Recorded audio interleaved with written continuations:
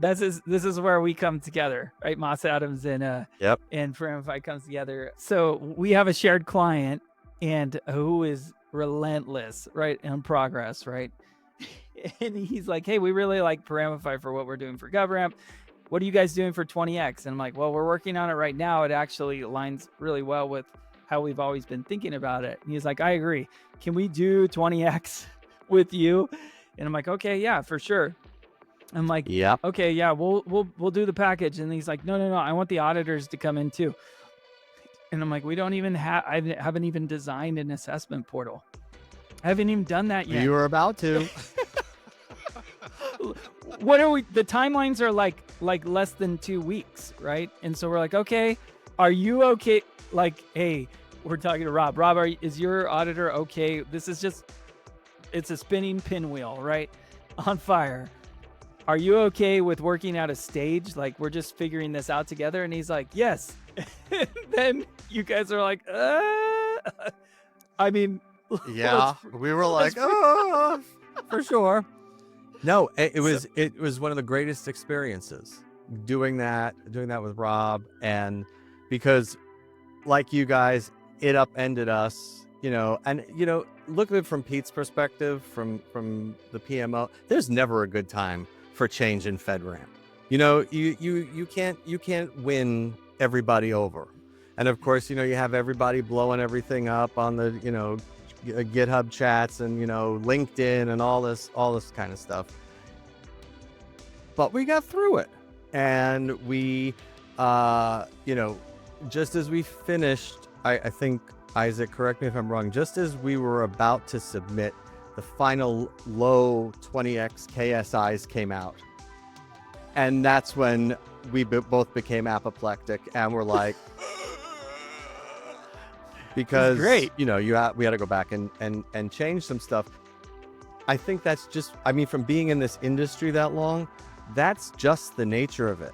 And with FedRAMP, the size that it is and the impact that it has, it's not small potatoes. It's not going to be like a little mousy change. It's not going to be mousy. It's going to be big boulders, coming at you, but that's the way it always has been. You've always had to be ready for change.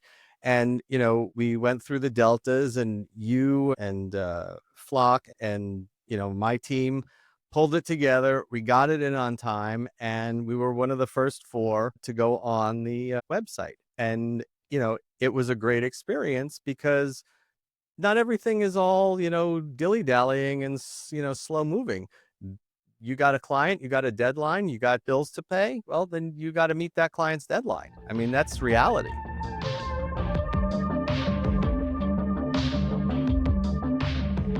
Hey, what is up, everybody? We are here with another Paramify podcast. Mike Schreiner, you'll have to excuse him today. Today we are with Jason Oksenhendler from Moss Adams, which was recently acquired by Baker Tilly. So it's now Baker Tilly, and he is just freaking awesome. We love Jason so much. We got to work with him recently. And then today we're enjoyed by also a special guest from the Paramify side. You guys have probably seen him. He's been doing a lot of FedRAMP material, and he does some stuff for Paramify. He is the rising star in InfoSec, and he's part of the Paramify team. I love him. It's Isaac Tusher, who is a security engineer here at Paramify and has been just thrown into the fire recently with the changes happening in FedRAMP. Before we dive into all of this stuff that's happening today, Jason, I want you to take us back to how you got started in this crazy industry, right? So just talk to us a little bit Sure. about that. It's really not a terribly exciting story. I'll try to jazz it up and lie a little. No, I'm not going to lie about it. No, I'm a career transition. I could lie, but I'm not going to. Like a lot of people in our industry, I'm a second career person.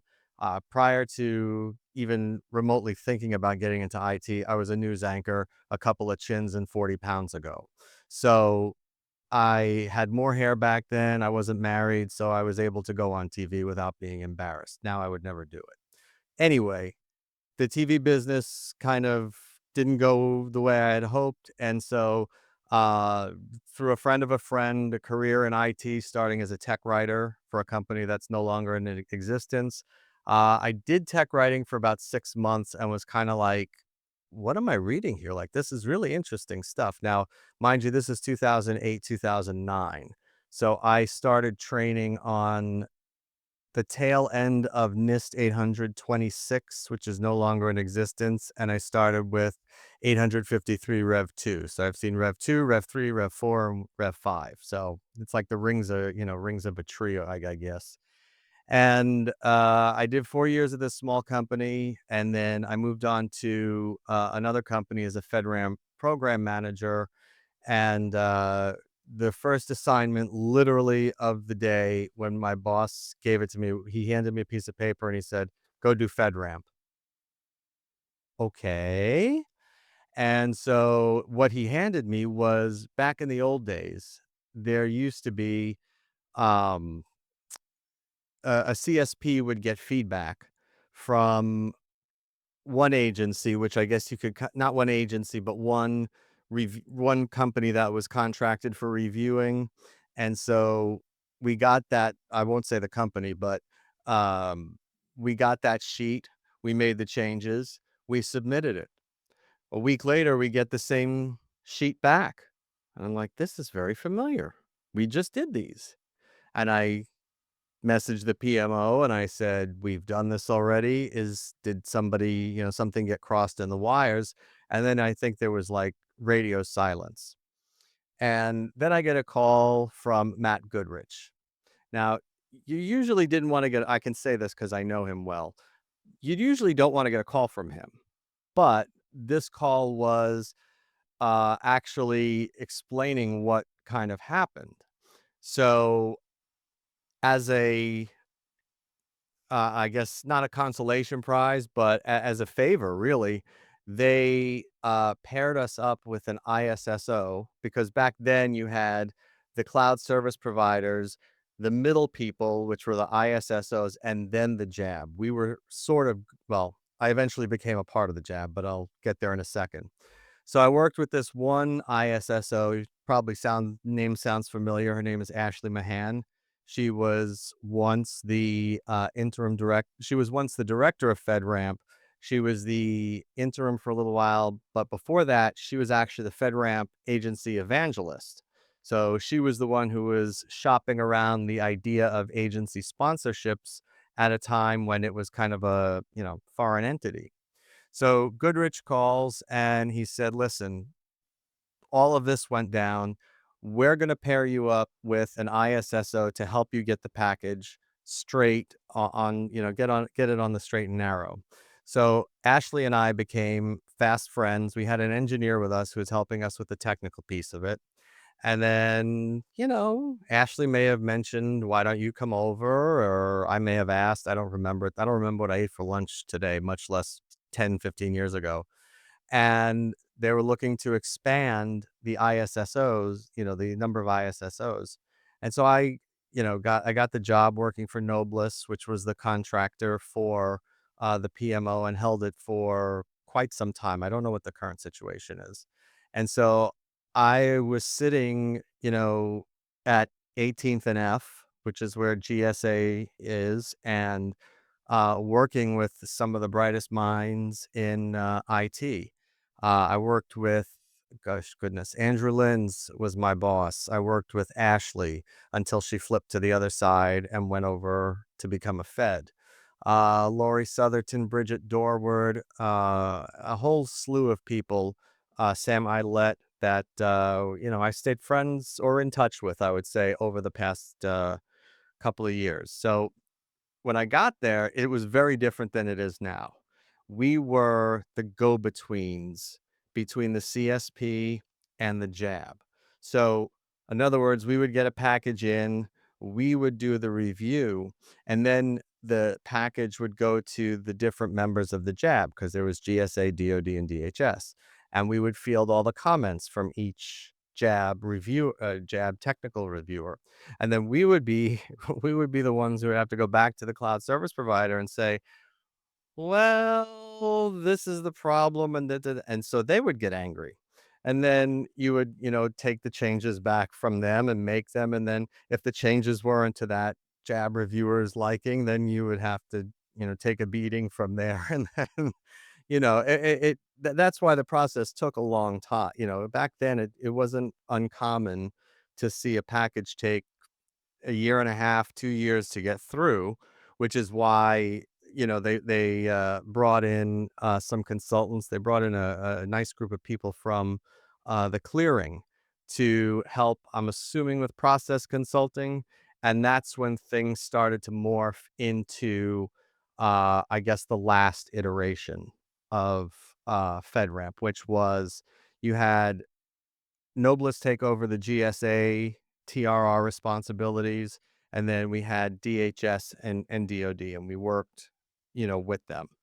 So the process got simpler. We started doing Kanban, and the review process was a little easier.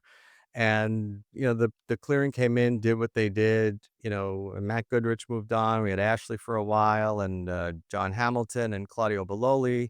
John's still there. Claudio is at Cisco, and we just followed it's the government. You do what they say when you contract for them, and you get want to get paid. So it was a great experience. It really was. It really um, set my career in motion for the last 12 years or so, 14 years. I've been able to feed my family thanks to FedRAMP, and pay my mortgage. So that's always good.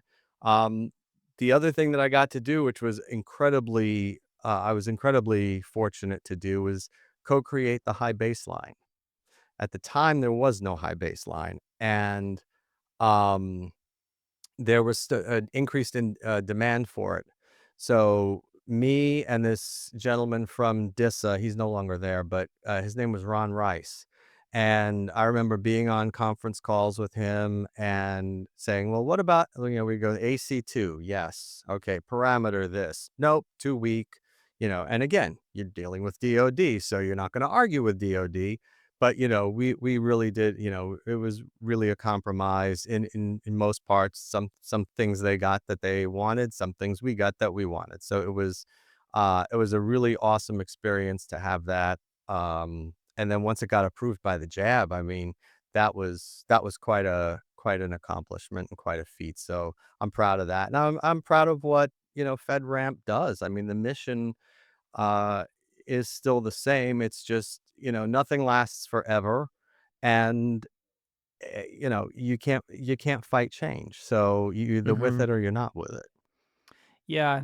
You kind of extol a lot of the virtues of FedRAMP. I came in on the other end as like, "Hey, man, I have a pretty good life. I get to go home to my kids and like, Yeah, I get to sure. I like I'm doing like I'm just implementing the controls, and then I also know Ashley and, Goodrich, right? Got to Yep. work with them a little bit when I was at Adobe, right? Yep. And that's when I, like, inherited this big, like, a big, responsibility for FedRAMP, and that is just, like, quite a bit, right? To Oh, just it land was on, when you're going from like, "Oh, wait, what is this? Wait, what do you need to document?" Like, "Well, I already documented that." And so for right. me, I was like, "Oh, man, can I run away from this as fast as possible?" But I guess, we always say you can never leave the Hotel Paramify once you're in, but then, like, you can't leave the Hotel FedRAMP either, man. It just comes back to get you once it touches you.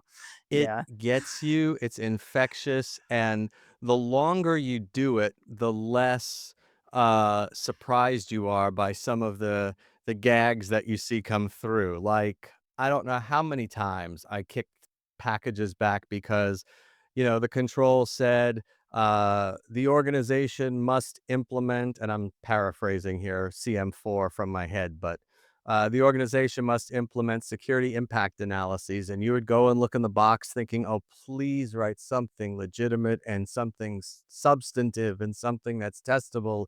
And then you'd see X company implements security impact analyses, and you just sit there and want to go right against the desk, because it's like, oh, how many times have we told you don't regurgitate the control, you know? Yeah. And then there Well, were then there there were you CSPs that were phenomenal. well, you say that, Jason, because that's, like, what I said. I was like, "You don't need to say that," but then we had instances where depending on the person you talk to, and the day you talk to them, they would say, "Hey, I need you to attest that you do the freaking control." So, actually, Paramify has a feature where you can say the can statement that where it says, like, smart text, the organization does the thing, and here's how Right. we do it. And then we have the solutions that, so most people have that turned off because they're, sane, but like, like, it's Listen, just, this was like Microsoft Word and Microsoft Excel hell, because not only are you I mean, you could do a Seinfeld could do a stand-up routine on this crap, you know?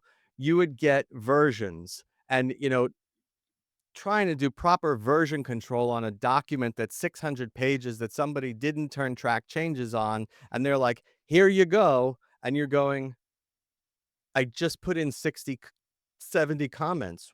Where are the changes? Oh, I forgot to put on track changes. And you were just like, okay. And, I would let out a string of expletives under my breath, probably louder than under my breath, but yeah, yeah, nonetheless under yeah. my breath. You're allowed. And You're allowed yeah, when I you go mean, through such it was trauma. a, it was a, it was FedRAMP much in the way that people reacted to FedRAMP 20x. It was the way they reacted whenever there is a change. It's like a culture shock almost. But what people forget is that this is a program that is and has been all about do once, use many times. They started when Goodrich was the, head honcho, that's what it was. And right now it's still that way. They're doing it differently. They've got a different face on it. And Pete Waterman and his guys over there are, working their tails off to get this to the next level. And I was reading all the hogwash and BS, leading up to it, and that's really all it is, because at some point, you're either doing it or you're not. You don't have a choice, and I kinda like the idea of not reading 600-page document. That's pretty exciting.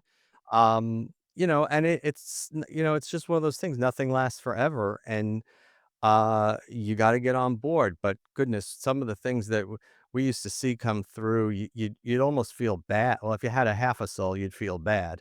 If you were from New York City like me, not so much. But, you'd find yourself trying not to get angry when you're writing in the comments in the Microsoft, the bubble comments when you're trying to, give advice on you need to explain how you implement multi-factor authentication. Or they'll just say, we use MFA, go on to the next control.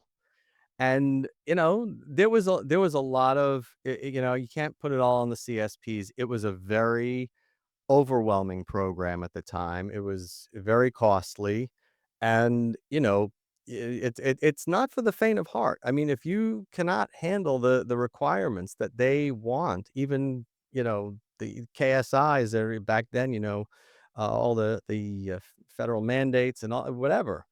If you're not willing to put in, FIPS validated encryption, you should not be doing FedRAMP. That's Mm-mm. right. That's right.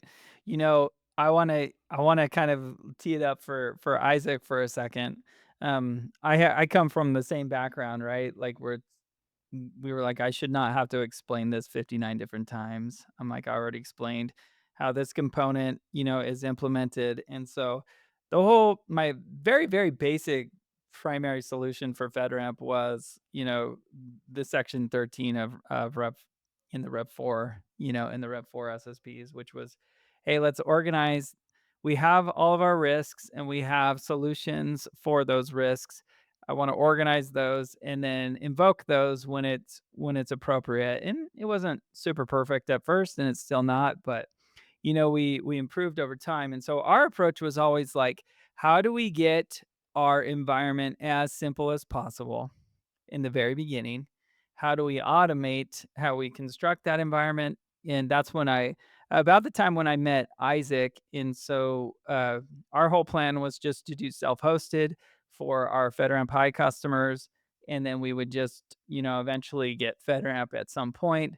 And then we lost a deal, which was a big deal, which they were saying, "Hey, we're going to do self-hosted," and they say, "Well, we don't want to manage the poems." And I'm like, "Well, we promise we'll give you good things." He's like, "You don't understand. It's already so overwhelming. I I just let us know when you get FedRAMP." And so I'm like, "I guess we're going to do FedRAMP." And so Isaac got started, and we architected everything for Paramify, using Paramify, and it was really fast. I'm like, wow, and we went for the high water mark at the very beginning, and it's Yeah. it's a little it's kind of a cheat, right? Because we have the understanding on how to do it, what people are looking for, and then you have advanced minds that are building like Isaac and Mike and Brad that built a really awesome system really fast, and so it wasn't long for us to spin it up, and then we were, with Shellman doing our RAR for FedRAMP ready, FedRAMP High Sure. ready, and so it was a really fast process for us, and then at that point, we're still thinking Rep 5. Everybody's going, "Wow, yeah, Paramify is the way to do it if you're gonna do, the legacy process," and we're feeling good about ourselves. And then, Somebody we burst your bubble? Yeah.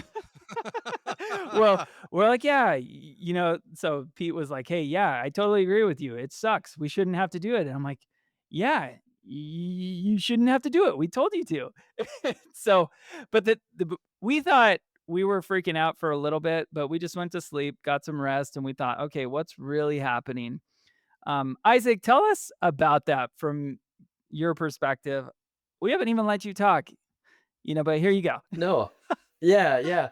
I agree. I mean, I think both to what Jason was saying of like the do once, use many, and then getting back to like Jason, you were talking about all these changes you've seen in terms of the requirements and the way that the documentation's done. And but and I think this is to Kenny's point, is have always been trying to stay focused on the risks and the architecture, which is really like however you want to document it, you have the architecture, you have the process it's running.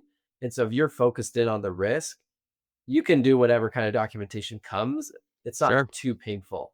And making the smart choice on the design side pays a lot of dividends later on. So I know like we worked really hard to keep the operating systems we had to manage to essentially zero so that we don't have to manage, all those host-based scans that come once you just have a single EC2 instance. It's like now I've got to do all this stuff for operating systems, but if I can keep it all, just in Kubernetes, then that reduces a lot of the work for me. And so I think that was a smart thing that I didn't appreciate until we'd gone through it and realized how much time we saved by being smart early on. And so with 20x, I think the approach is like, okay, this is a new opportunity to show evidence. And frankly, a better way to show the evidence because, like you were saying, anyone can type anything in Microsoft Word. You don't know that it's actually the way it is until you can see it. And so I Right. think that's a great, move that is being made is towards like, okay, show me the real evidence behind this on a continuous way so that I don't have to rely on once a year and I don't have to rely on just your documentation to say you do it.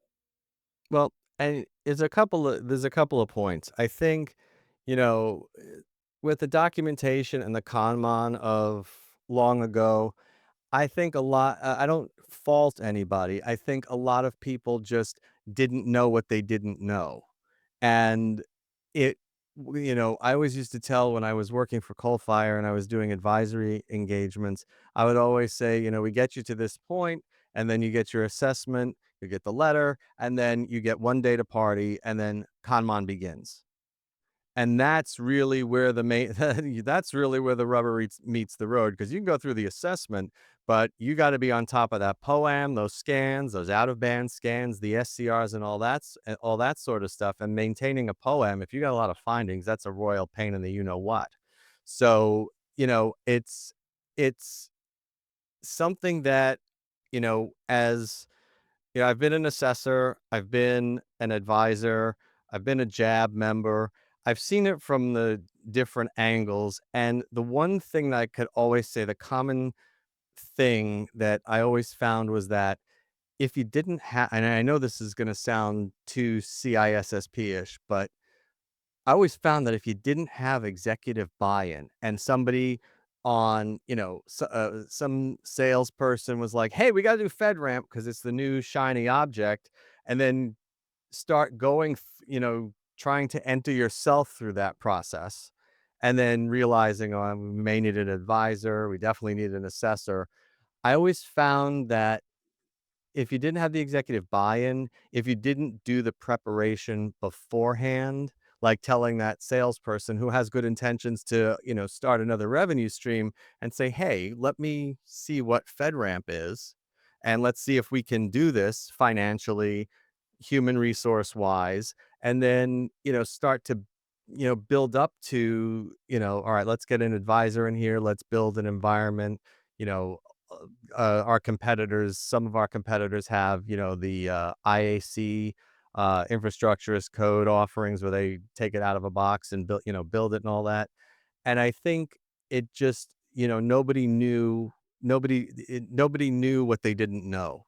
And so with a program as rigorous, I mean, this is probably, aside from, I'd say maybe, and you guys chime in because you've seen a lot of the frameworks, aside from maybe IL 4, 5, and 6, FedRAMP's probably the most rigorous, right.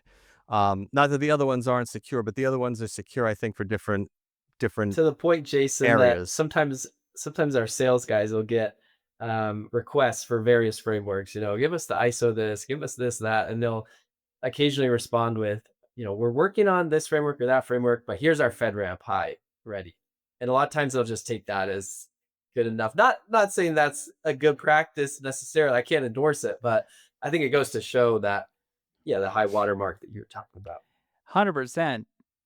They like that, and that is one of the reasons why, I actually took a liking to FedRAMP eventually when I finally got past, like, understanding, okay, AC2, I'm e e I mean, and Jason alluded to this, the way that RMF was served up, the way that FedRAMP is served up, we're just doing the best we can. It's just a rough stone rolling down the hill, breaking off little chips here and there as it goes, as it impacts some other friction, which there's just a ton of friction in security in general.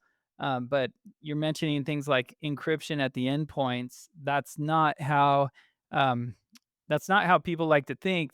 People want progress, right? So if you look at, today, the security tools, the GRC tools in the market today, the message is always, hey, unlock revenue, right? By getting this sticker, Money, right? honey. Yeah, money, which is fine. I mean, that's okay. And they do a really good job at getting that outcome because you can figure out who's going to be my partner with this. The auditors can also make a lot of money, right? In that particular case, and then the implementers can make a lot of money, and it's great. And I think that it's good that people want to do security. I'm not knocking it totally. No, no, no, However, no. that's the outcome that people preach. And I came from, I started an auditor, then I was a security engineer, then I did programming, and then I was an auditor again, and then GRC, and then manager, and all that stuff, then a consultant. I focused on how do we make this suck less? That's when my career took off. And so when I really finally understood what FedRAMP was trying to do, I was like, wow, like I think we can make this a little bit more accessible for people who don't think like auditors, which let's be honest, I'm a terrible fit for typical auditor, but hey, I love it, right? It's where I want to be. So um, I think it's really interesting to see. So like the forward leadership from people like Jason, I'll tell my perspective of how I met you guys, like, and how we got connected. Oh I'm just gosh. gonna Okay. tell it really fast, right? Go So, ahead. just really fast. Okay. Um, we are internally, we've started out with SSP, and then we recently did Conmon. That was the next leg. We had planned to get into the assessment side to like help support, all three things, right? So you have the implementation, you have the continuous monitoring, and then you have the continuous assessment, right? So we're planning to get to it. We have been a very scrappy company, so we only build what we know we can build right in the timelines. And so 20x was a hand grenade on our roadmap, right? And it was a hand grenade for everybody. How do you And so really the feel, Kenny? only well, no, no, no. I mean, I love Pete, right? And I love what's I know. happened. That it's actually I'm it's teasing. I'm just saying it totally blew up my plans, right? Yeah.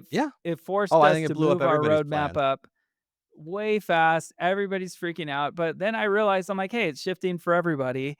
And you know what? Everybody's trying to do the right thing. So we have good relationships with people. We can do this together. Yep. And then we had this is where we come together, right? Moss Adams Yep. and Paramify comes together. Uh so we have a shared client and who is relentless, right? In progress, right? And he's like, hey, we really like Paramify for what we're doing for GovRAMP. What are you guys doing for 20x? And I'm like, well, we're working on it right now. It actually aligns really well with how we've always been thinking about it. And he's like, I agree. Can we do 20x with you? And I'm like, okay, yeah, for sure. I'm like, Yep. okay, yeah, we'll do the package. And he's like, no, no, no, I want the auditors to come in too. And I'm like, we don't even have, I haven't even designed an assessment portal. I haven't even done that You yet. were about to. What are we? The timelines are like less than 2 weeks, right? And so we're like, okay, are you okay? Like, hey, we're talking to Rob. Rob, is your auditor okay? This is just it's a spinning pinwheel, right? On fire. Are you okay with working out a stage? Like we're just figuring this out together. And he's like, yes. Then you guys are like, I mean, let's Yeah. We were let's like, freak. oh, for sure. No, it So was it was one of the greatest experiences doing that with Rob, and because like you guys, it upended us, and look at it from Pete's perspective, from the PMO. There's never a good time for change in FedRAMP. You can't win everybody over, and of course, you have everybody blowing everything up on the GitHub chats and LinkedIn and all this kind of stuff. But we got through it, and we, uh, you know, just as we finished, I think, Isaac, correct me if I'm wrong, just as we were about to submit, the final low 20x KSIs came out, and that's when we both became apoplectic and were like, it's because great. we had to go back and change some stuff, but that's I think that's just, I mean, from being in this industry that long, that's just the nature of it. And with FedRAMP, the size that it is and the impact that it has, it's not small potatoes. It's not going to be oh, that's a little mousy change. It's not. It's not going to be mousy. It's going to be big boulders, coming at you, but that's the way it always has been. You've always had to be ready for change. And we went through the deltas, and you and Flock and my team pulled it together. We got it in on time, and we were one of the first four to go on the website. And it was a great experience because not everything is all, dilly-dallying and, slow moving. You got a client, you got a deadline, you got bills to pay, well, then you gotta meet that client's deadline. I mean, that's reality. I've never seen anything like it. I'm telling you, like internally from like Isaac is still like he's like doing his postgraduate work right now, right? And Wow. he hasn't done any, his yeah, I know he's got a ton of experience as a pen tester and blue team and red team. So he's incredible background, but to see him the way that he's come into our environment and just really He's take been wonderful. charge, incredible. I've never seen anything like it. No, seriously, Isaac, it's super cool to see and to witness. But um, I saw on his end, I'm like, okay, I'm gonna keep doing this stuff that I'm working on, and can we hand this off to a team? And so your team, not only were you like the first four, you guys were that was the first package that was not a GRC tool, right? Because Right. all of us GRC tools are right. We're trying to get in there, um, and offer our solution, for cloud service providers, which obviously, I mean, that's what we're doing. But Yeah. I was just really impressed with how you guys came together. I've never been a part of something like that. Me And it neither. mostly wasn't. That It was that mostly that Isaac. was a very I mean, you put 6 strangers in a Slack channel who really don't know it, who had never met before, and I was, Jenna and Scott on my team and, Jerome, and then you guys, we just picked it up, and I don't know how people knew who to throw the ball to, but we got slam dunks all around. I very rarely, usually when you get other teams and different teams together, you've got, there's usually some egos in the room and, people know better than the other and all that sort of crap. But this was like, this was like, a chocolate fountain. It was just smooth running on something nobody really had done before. For somebody like me who's been doing this for, more than a decade, when you see a KSI that says, have a DDoS protection, and then you look back at what the old control for SC5 would say, and to shift the brain from traditional FedRAMP to 20X, for me, took a couple of that's why, I partially became apoplectic when the KSIs came out as final, because you have been trained to think for so long, okay, does the implementation say this? Does it include this? Does it explain how?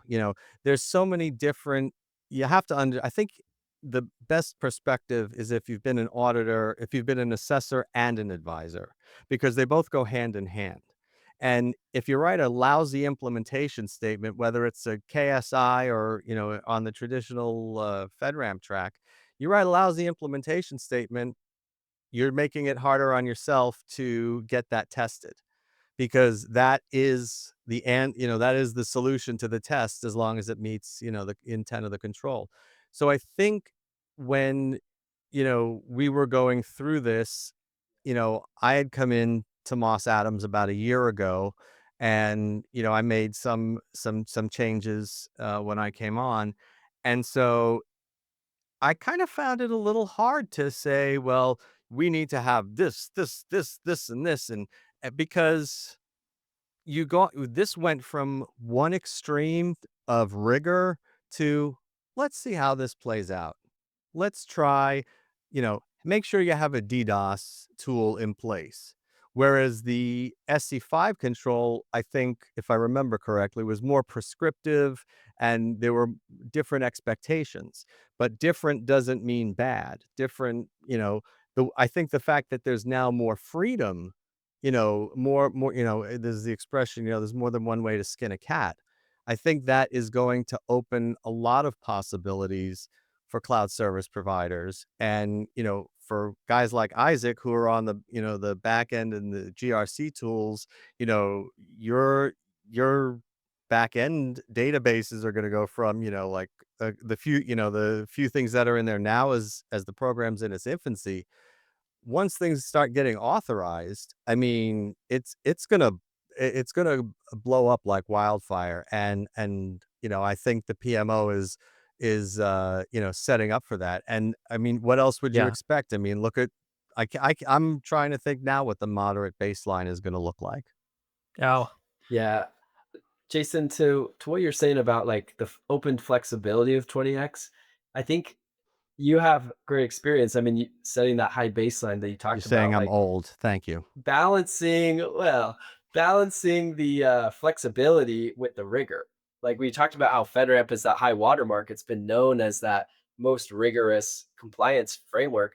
And to now introduce so much flexibility with 20x, the risk is to be too flexible and lose the rigor. But I think your team, with that experience that you brought and in all of your assessors, you understood where there's like, okay, this flexibility is being abused a little bit to lose rigor. And so, where can we be flexible, but where do we need to kind of put a foot down and say, you need better security than this? And I thought your team did a great job with that. Thank you. They were wonderful. They were absolutely wonderful. I was very proud of them, and very proud of just the way the whole thing rolled off. It was like really very well. I think that yes, there's rigor. There was rigor in the traditional path. 20x is a little bit more flexible, but I still think you brought up risk earlier. you still have to remember when you're writing up these, statements, or I don't know, I'm referring to the old SRTM observation statements. That's one thing I don't think should change. I think you still have to provide solid evidence in a different way that, so and so is conducting a continuous X. How are they doing it? Not just saying they're doing it, but we have to, in order to get a good, accurate look at the system security posture, we have to still, as assessors and advisors, make sure that when you're writing the implementation, or as you guys, in the solution section of Paramify, you put in the who, what, when, where, why, and how. Like, that doesn't change. When you're assessing it, you still need to, I think, tell what you examined, tell, who you interviewed, maybe not to the level of detail it once was, but it still needs to be detailed. We still need to know what needs to be done. You want to have the documents in a JSON or YAML format, hey, have at it. But the content is, we still are a risk-based industry. And I think it's very easy to say, "Hey, we got a lot of flexibility." Not a lot of flexibility in, "Hey, yeah, we do DDoS." I think as responsible advisors and assessors, we still have to provide that level of detail. Totally. To that point, I think when you some of that risk mindset goes away when you're so prescriptive, right? On to the level that you are in FedRAMP. And yes, the intent obviously was like to make sure that you're covering the risk and that we're all speaking the same language and there's similar implementations. But I mean, I gotta like let's look at it what Pete's dealing with, right? Uh for the first time, as far as I could remember, back with the administration change, um, well, probably happened when I was in high school with Clinton administration, where efficiency is like the name of the game, right? Right. We're gonna get really lean, and there was obviously a lot of people in the industry that were really milking those inefficiencies, right? And what happens is when you have this checklist of what am I looking for, you take away all the creativity, you take away all of the thought around what can go wrong. You're just doing a job and you're doing these rote tasks, and that is not risk management. And so multiply that by the number of requirements that you are dealing with. You know, it's just really, really hard unless you have a sophisticated approach to managing it. Couple that with like, hey, we're gonna cut over a third of your budget. So you got to do more. Right. So we're going and say, hey, what would it be like? Pete's boss's boss told him, he said, hey, how about we go from instead of instead of 5 authorizations, a month, can you make it 50 a week? You can we get there? And so for that to happen, it's just something radical needs to happen. So uh I still think we're going down that hill. It's still a rough stone rolling, and things need to continually improve. It's just a really fun. It's fun to be a part of it. Um, I think that it's good. It is definitely progress. You could totally see it. We have a ton of different cloud service providers getting in on it. We have even FedRAMP High systems that are wanting to move to 20x, right? So it obviously, like you said, it's gonna explode. It is exploding already, and, Yeah. it's good to It'll have that keep background going. that you guys. Yeah, it's Well, I exciting. think, it's very exciting. I mean, I'm trying to think, when it first came out, I was, asking myself a lot of questions, as I think everybody else was, saying, "Oh, this is, blah, blah, blah, blah." But, you know, you have to think what went into coming up with this method, coming up with 20x. This was not an easy, like, to Pete's team, God bless you, because the day that they had that kickoff in DC was the day that the floodgates were going to start opening for comments and conjecture and all this other stuff. So kudos to them, hats off to them, because they've been phenomenal, and transparent in the GitHub, in the community groups and all that sort of stuff. I wonder a lot, how does something like this scale? Because there's going to need to be a moderate baseline. There's going to need to be a high baseline.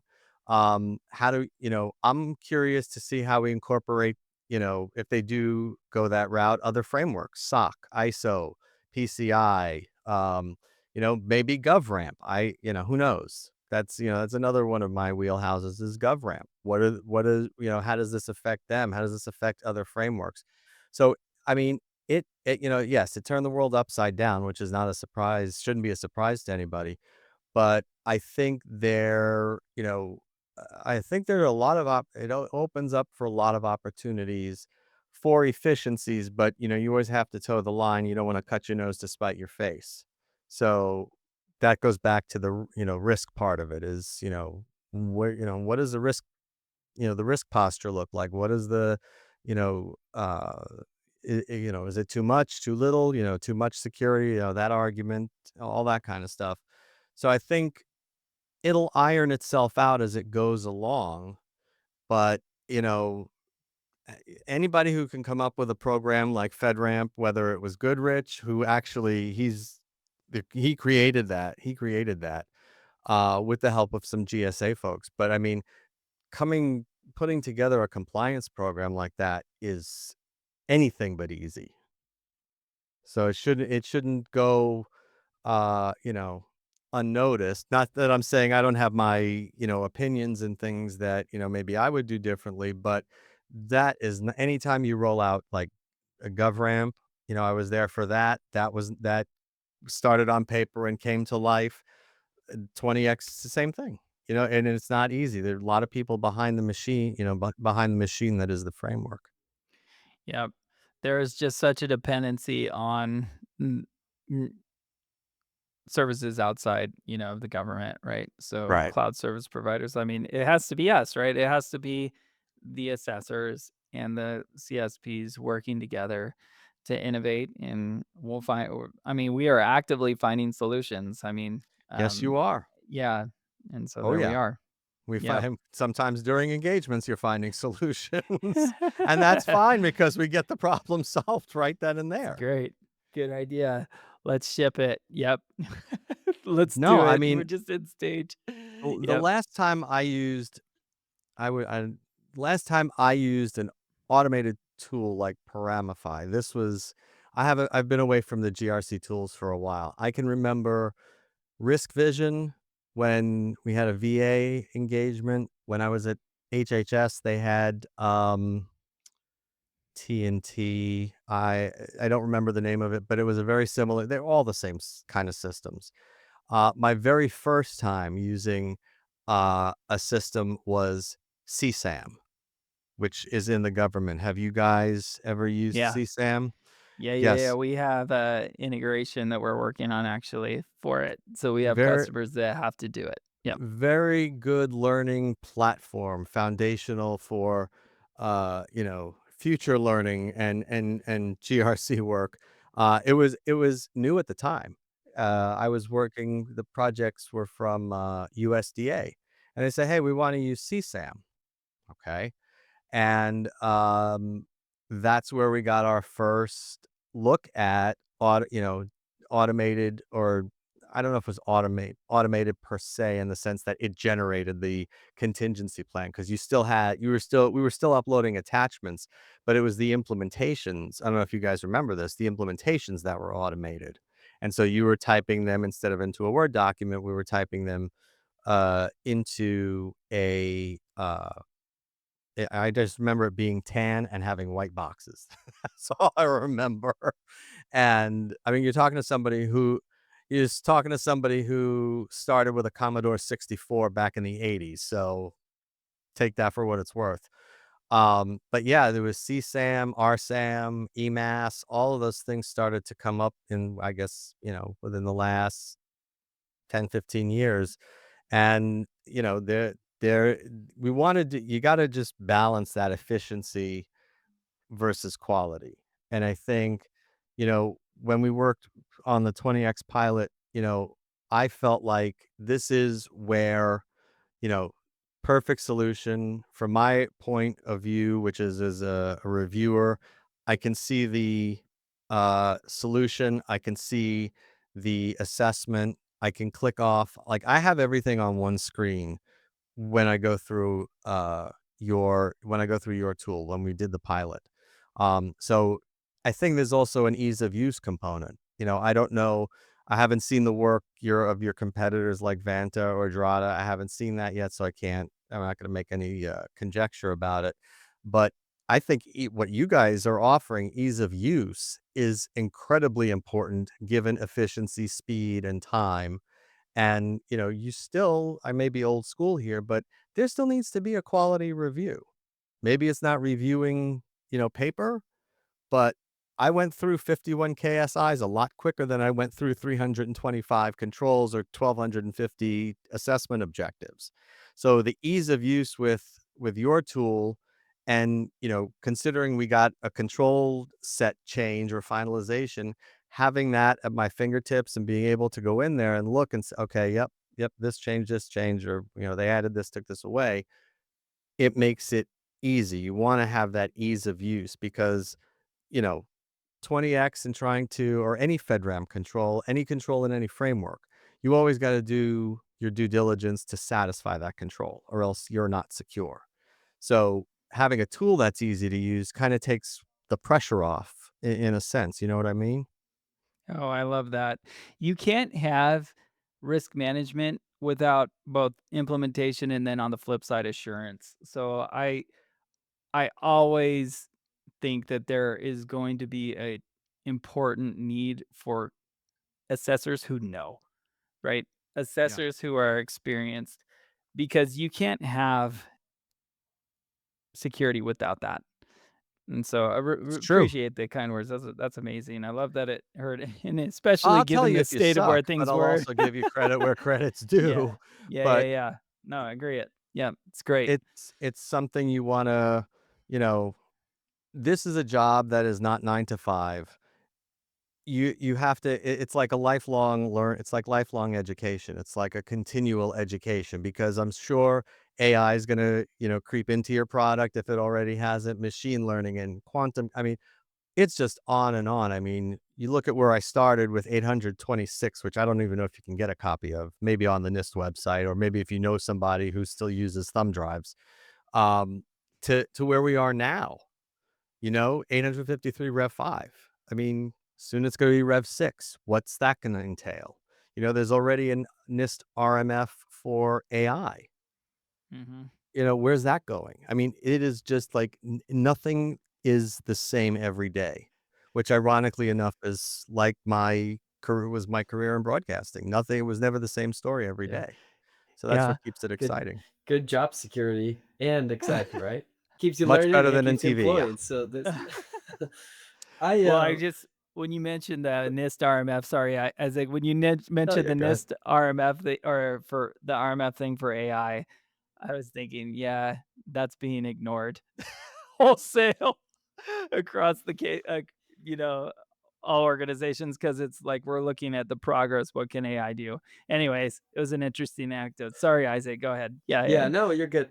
I was just thinking, Kenny earlier was talking about how sometimes there's companies that come to compliance as a revenue enabler where it's like, okay, we need SOC 2 so that we can sell these contracts.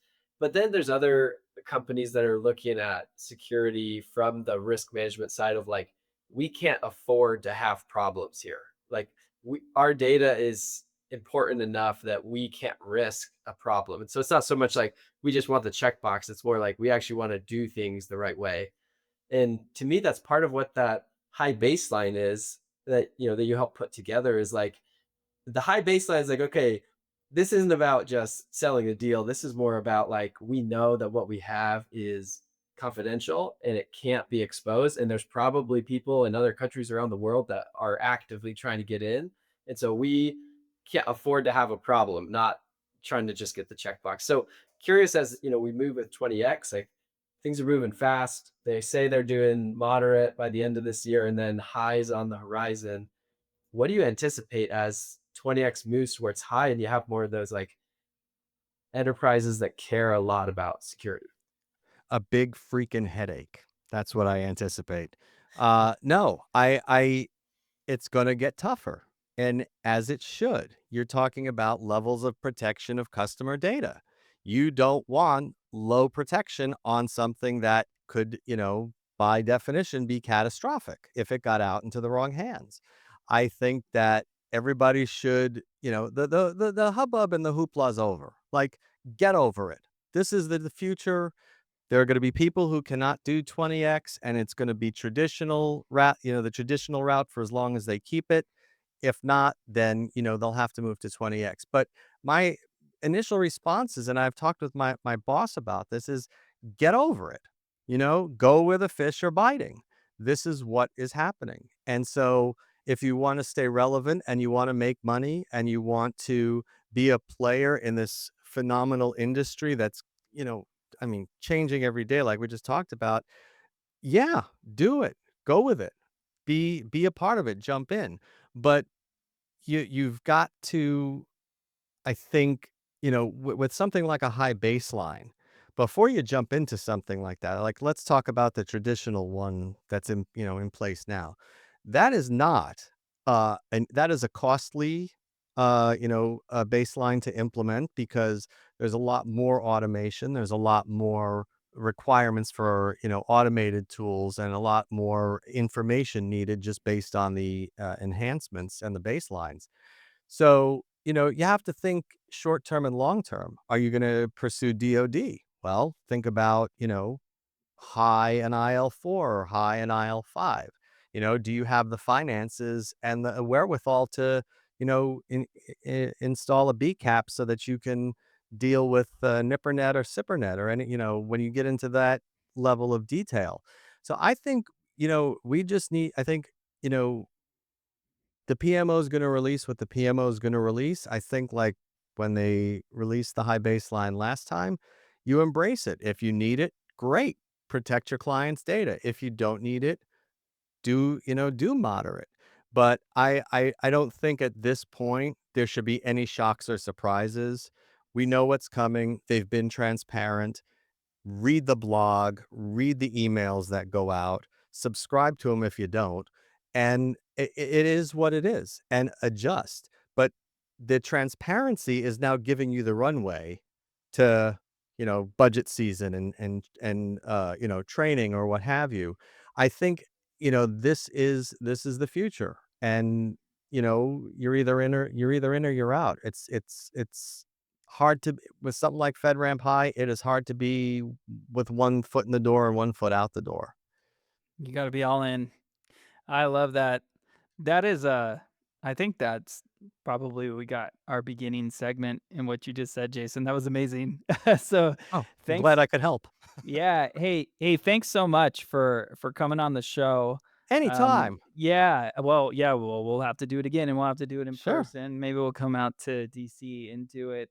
Um, yeah, so for our listeners, tell our listeners how they can learn more about you, what you're doing, and how they get engaged Oh, with, why would they Baker wanna Tilly. learn any more than about me? They've just heard enough from me. Y Yeah, yeah, yeah. I'm on LinkedIn. I'm sure this will be posted to, the Paramify website. I know, the Moss Adams marketing team is chomping at the bit to, post this also. And, it's just shoot me an email if you want, Jason Oksenhendler at bakertilly.com, where Baker Tilly and Moss Adams right now, we will eventually move together. I'm staying out of that explanation because it's far too beyond my scope of knowledge. But, I love what I do. I love the people I work with. Anytime we get to do stuff like this and then work with you guys, the best part of being in this field is, yes, the work can be trying. Yes, of course, sometimes clients can be difficult, but you walk away with relationships and friendships that, my mentor was a former retired Navy SEAL, a retired warrant officer. And you ask how I got into this. This was I'll leave you with this thought because this was really what took me from tech writing into into being a security analyst. I um I was doing tech writing and I said, I want to know how to do this and I want to know how to. So I had another mentor of mine who unfortunately is no longer with us. She actually went to the big boss and said, he wants to learn how to be a security analyst. Back in the day when we actually sat in an office and you had, like 2 desks in an office, you actually had a telephone, not a cell phone, but a telephone. I see the extension from his office now. I was scared of this man. I was terrified of him because he was very straight to the point. So I pick up the phone, I said, "Hi, how are you?" He's like, "Come to my office." Click.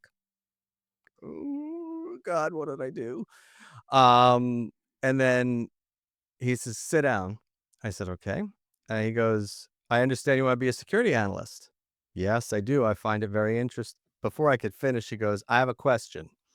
I said, "Okay." He goes, "Depending upon your answer is going to determine your fate here." So no pressure at all. I had a newborn. We were looking for a house. No pressure. Mm. Not a newborn, a toddler at the time. Uh, he said, "What's the proper way to do things? My way, the right way, or the wrong way?" So I thought it's definitely not the wrong way. I'm going to assume his way is the right way. So I'm going with choice A. I said, "Your way." He goes, "You're going on your first engagement in 3 weeks." And that's where I learned how to do assessments. And he's been my friend for 15 years. And anytime he needs FedRAMP help, he'll call me. And I love it. but that was the way I got indoctrinated and learned how to draw boundary diagrams and all that sort of fun stuff. Which is someone who is as green as grass at the time. I was like, uh, but you live and I learn. love that. I love that. The Thanks things for that are having me. yeah, I love it. The things that are most important in life are the things that last the longest, and those relationships make them last long and have a happy life. You get a lot of great ones, and we're glad that you're a friend, Jason. Thanks so much Thank for you. coming on the show. Isaac, thanks Sure. so much for being here as well. All right, so until next time, ciao.